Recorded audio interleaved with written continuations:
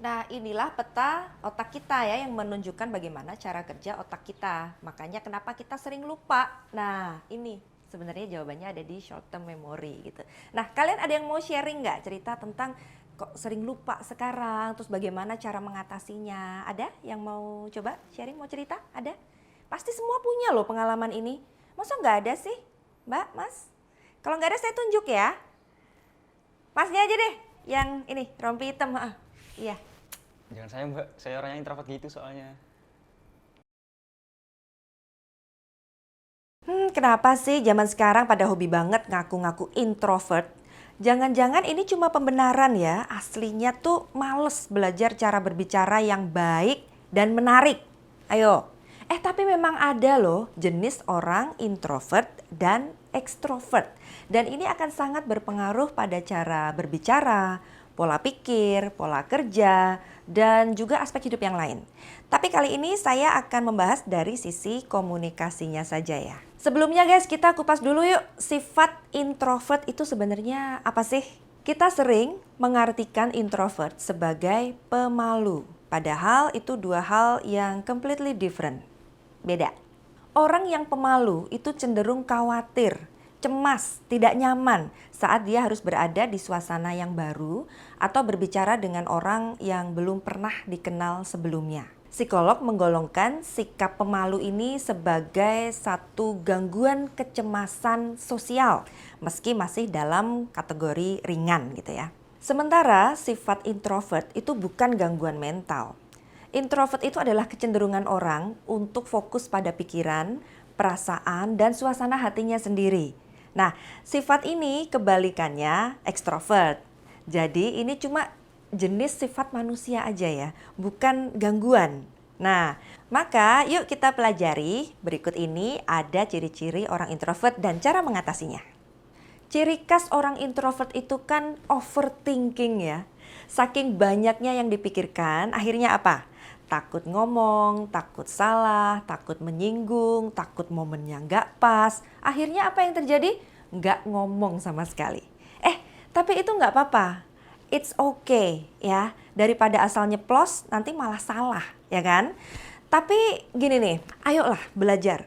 Ketika memang itu datanya benar, memang kamu tuh ngerasa momennya pas, belajarlah untuk berbicara dengan lantang, dengan spontan dan lantang, yang penting itu tetap sopan. Lalu orang introvert itu kan biasanya paling susah memulai bicara ya. Nah, ini nggak apa-apa, it's okay. Sekarang gini, coba kalian ambil waktu ya, pikirkan, rancanglah kalimat template. Dalam arti apa? Ini kalimat yang bisa kalian gunakan kapan saja kalian perlu. Kalau memang perlu nyontek ya browsing aja. Siapa tuh public speaker favorit kalian? Ya, dilihat gaya berbicaranya bagaimana, dicatat lalu sesuaikan dengan gaya kalian sendiri. Kalian juga bisa nih cari tagline atau pantun andalan yang itu bisa digunakan kapan saja. Kalau misalnya kita udah tampil di depan umum, kalian sudah punya semacam bank datanya gitu ya. Karena apa? Karena memang orang introvert itu paling tersiksa kalau disuruh spontan, ya kan? Nah, ciri khas lain orang introvert itu adalah energinya. Mudah terkuras kalau ketemu orang banyak. Nah, biasanya mereka akan butuh waktu untuk recharge energi dengan cara menyendiri. Again, it's okay. Be kind to yourself. Tapi kalau kalian memang niat mau jadi pembicara profesional, berarti kalian harus mengatasi soal pola waktu recharge ini ya. Kalian saatnya tampil harus all out. Energi harus maksimal ya. Jadi jangan memanjakan diri dengan kata, aduh aku introvert, aku kan nggak bisa ngomong. Jangan, all out aja. Perkara abis itu kalian butuh waktu untuk menyendiri, nggak masalah. Ambillah waktu sebanyak yang kalian perlukan. Banyak kok contoh artis yang menolak ajakan untuk after party atau kumpul-kumpul karena mereka memang butuh waktu untuk recharge itu. Dibilang gak gaul lah, dibilang apalah, ya biarkan saja ya. Yang penting ketika tampil di atas panggung kalian bisa profesional. Nah, jadi mulai sekarang stop ngejudge diri kamu sendiri dengan mengatakan diriku introvert hanya sebagai pembenaran untuk males belajar bicara.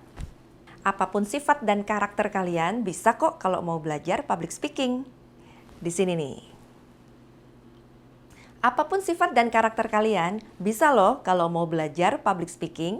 Pantengin terus ya akun RKC Training dan Ina Voice.